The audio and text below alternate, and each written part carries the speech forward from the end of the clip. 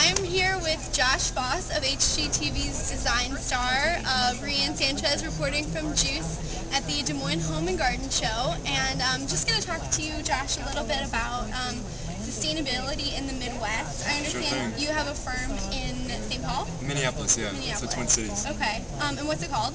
Thrive Design Studio. Okay. And how do you see sustainability happening in the Midwest? Well, it's actually a good place to be right now. I lived in Seattle for a while and found it actually pretty hard to tap that market because they're doing so much of it, kind of green building, so they say. And Midwest, there's some really innovative stuff going on, but it hasn't really penetrated the market to the point where, it's what everyone does and how everyone thinks. So I think it's a great time to be involved in the Midwest. What do you think? I've seen, everyone now is claiming to be green. There's a lot of greenwashing is what they call it. Yeah. How do you figure out if something is, legitimately going to be, good for the environment or not hurt it too much when you're looking to put pieces into homes?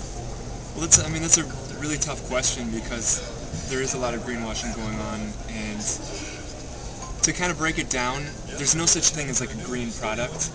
There are products that have green attributes. So it's you have to weigh the pros and cons of each different thing. So like bamboo, for example, it's it's rapidly renewable. It's basically a grass. So you can, it grows really fast, but they have to ship it from Asia. So it's it has its pros and cons. It has a big carbon footprint. Right, exactly. Okay. So you kind of have to break it down. It's a lot of work. So there are different certifications, for example, as well that help, like Forest Stewardship Council. LEED is a whole system. It's not a product. Okay. So, but it's basically just kind of doing just a little bit of research, and you'll be able to find one way or another if it's talking the talk or if it's not. So. Are there any websites that you go to that really help when you're doing research on that? There's so many resources out there. I have a couple links on my website. Just look up Thrive Design Studio, and there's a links page. Okay. And also, there's a lot of great blogs out there. I also have a blog that reports on new trends and materials and stuff. Metro Hippie.